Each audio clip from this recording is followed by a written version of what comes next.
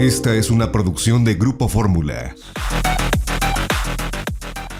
Lo que les quiero platicar hoy es acerca de este proceso de transición gubernamental que desde mi punto de vista sigue siendo muy lento, porque normalmente cuando hay un nuevo gobierno se dan los nombramientos, renuncias, en fin, y aquí todavía percibimos que a pesar de que es el mismo partido, es Morena quien gana y conserva la presidencia, se están dando grupos al interior de algunas secretarías, y hay que decirlo como es, algunos que todavía siguen añorando el López Obradorismo y los que representan la tendencia de la presidenta Sheinbaum. Es un proceso lento porque vamos a empezar por el ejemplo, creo que es más ilustrativo, los delegados federales. La gran mayoría de ellos, SST, Salud, el que usted me diga, vienen de la época de la presidencia de Felipe Calderón. Y la gran mayoría se metieron al servicio profesional de carrera. Por tanto, tienen una protección de ley que continuó en el sexenio de Enrique Peña Nieto y de López Obrador. Hoy pedirles la renuncia es particularmente complicado, pero costosísimo en términos de liquidación.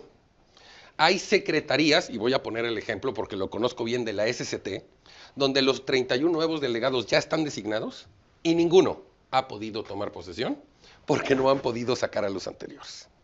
¿Qué tal? Y eso estoy hablando de un término administrativo. Échale números, lo que costarían las liquidaciones de todos esos delegados en todas las secretarías de Estado. Es una fortuna de dinero.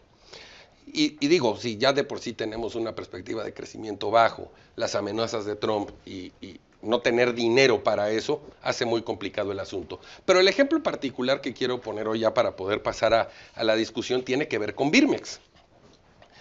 Como usted sabe, se acaba de hacer la licitación consolidada de productos médicos para todo el sector salud. IMSS Bienestar, IMSS Salud, ISSSTE. Esa compra se va a llevar logísticamente a través de Birmex, de la megafarmacia, que tiene una instalación muy grande en Huehuetoca, donde se recepciona, se cataloga, se divide, se almacena y se redistribuye a todo el país. La directora de Administración y Finanzas, Emaluz López López, pues está sosteniendo lo que yo llamaría un franco y abierto enfrentamiento con Iván Olmos, el director de Birmex, gente que viene del gobierno de la doctora Sheinbaum, del gobierno de la ciudad, de su confianza, y es un enfrentamiento abierto en el que ella se dice, se rumora y se comenta, presume que es gracias a que ella tiene el puesto por influencias de Andy López Beltrán. Y está bloqueando toda la compra de lo que tiene que ver con cámaras frías, termómetros. La medicina tiene que estar catalogada y distribuida dependiendo de ciertas sensibilidades y una de ellas es el clima. Tienes que tener sensores de movimiento, sensores de temperatura y eso incluso es norma sanitaria, no es opcional. O sea, Birmex lo tiene que hacer sí o sí. Pues la señora López trascendió que dice, pues no se hace porque yo digo. Y porque, bueno, se podría presumir o pensar que quiere beneficiar a alguien cercano al grupo del secretario general de organización de Morena. Hasta ahí el ejemplo, Luis Miguel. Creo que tenemos, como en cualquier espacio, los pleitos entre los que no se terminaron de ir y los que no terminan de llegar. Pero luego tenemos temas que se definen como prioridad. En este caso, abasto de medicamentos. Es una prioridad porque fue uno de los temas en donde más quedó a deber el gobierno anterior. Vamos a hablar de seguridad, podemos, por supuesto, hablar de la forma en que se manejó el COVID, pero todo lo que tiene que ver con medicamentos generó mucha molestia y ahora genera muchas expectativas. A mí me genera expectativas incluso un cambio de relato, de narrativa de Eduardo Clark, subsecretario de Salud, que de manera muy sana asume que hay problemas, hay autocrítica, cosa que no vimos el sexenio pasado. Sí. Y toda esa autocrítica funciona en la medida en que se vayan resolviendo las cosas. Si lo que nos estás contando se mantiene, el gran problema no es qué grupo gana, es todos los que pierden con un mal resuelto problema de abasto de medicamentos, que creo que es lo que nos debería preocupar, ya no digamos a los ciudadanos, ya va haciendo tiempo que al gobierno le preocupe un tema en donde cuesta vidas, cuesta calidad de vida y cuesta patrimonio.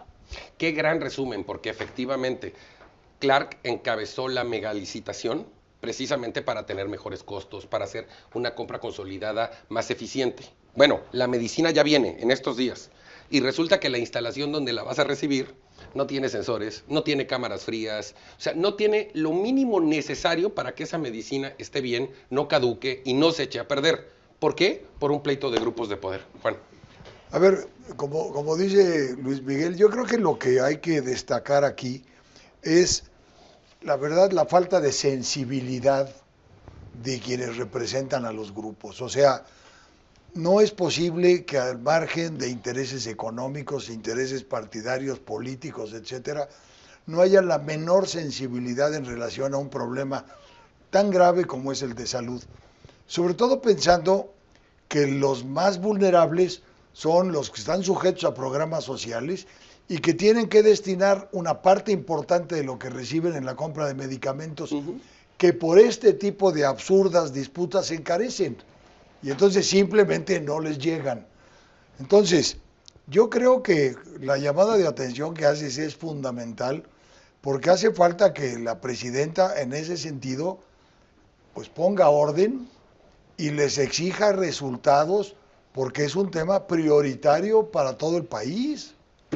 Es que lo que estamos observando, y poníamos el ejemplo de Birmex, pero podemos ir a la Secretaría de Estado que me digas, donde existe esta división de entre los que heredaron del pasado y los que vienen nuevos, que insisto, la paradoja es que vienen del mismo partido, tenían que ser el mismo grupo y se pelean más como si fueran rivales políticos. A ver, ya hubo un caso, somos de corta memoria, pero los pleitos en el paso de la administración de Fox a Calderón fueron brutales. Lo decían quienes lo vivieron, fue más tersa la transición de Calderón a Peña o de Peña a López Obrador que la que hubo entre Fox y Calderón. Ahora sí, pa' pleitos el de Caín y Abel y eran hermanos. Pero estamos viendo una reedición 2025 de esta etapa que se da sobre todo en los mandos medios, que además es donde suceden las cosas, porque a lo mejor entre secretarios y subsecretarios hay un mejor diálogo, hay un nivel más elevado, pero donde realmente suceden las cosas, que es en la parte operativa, hay un freno que está bloqueando el desarrollo de lo que se planteó como plan de gobierno, que además, súmale las amenazas de Donald Trump, la baja perspectiva económica que vamos a tener. O sea, esto nos lleva a pensar que vamos a tener uno de los años más terribles de los que se tenga memoria reciente, y que el gobierno tendría que tener una suerte de eficiencia adicional a lo normal que le podemos exigir, porque son condiciones muy, muy complicadas y lamentablemente lo que estamos viendo son pleitos internos. Fíjate, no podemos seguir viendo al gobierno como con sus secretarías como si fueran compartimentos estancos. Pongo un ejemplo. Lo que pasa en la SCT con los programas de conservación, reconstrucción, etcétera. SITC. Ya cambió. Le quitaron una letra, ¿eh? Sí, yo se la quité, pues es que también hay austeridad, ¿no? Bueno, la verdad es que no hay infraestructura, por eso la quité. Mira, lo cierto es que esos programas tienen que estar casados con los de la Secretaría de Seguridad. Al final, en las carreteras, cuando hay baches, topes y baja velocidad, son proclives para los asaltos y demás. Entonces hay cosas que están engarzadas. Ahora, los titulares de las representaciones estatales, por ejemplo, de la SICT, tienen que coordinar los programas que tienen recursos estatales y federales. Entonces, no solo te llevas entre las espuelas los programas federales, te llevas todos los programas estatales. No solo no va a haber dinero, no los han podido cambiar. O sea, estamos ante una realidad de inoperancia absoluta. En un contexto, lo decías tú muy bien, Guillermo, tan complicado que yo diría la regla que debería estar prácticamente impreso enfrente de cada escritorio es no metas autogoles. Ahora que van a jugar Chivas América, decía un comentarista, yo digo, no hagan expulsiones tontas. Bueno, hablando de expulsiones, a mí me gustaría expulsar a muchos funcionarios del gobierno, pero pues no somos árbitros. Lo que sí es que vamos a ir un corte, no tardamos nada, volvemos de inmediato aquí a Grupo Fórmula con Eduardo Rusique. Esta fue una producción de Grupo Fórmula. Encuentra más contenido como este en radioformula.mx.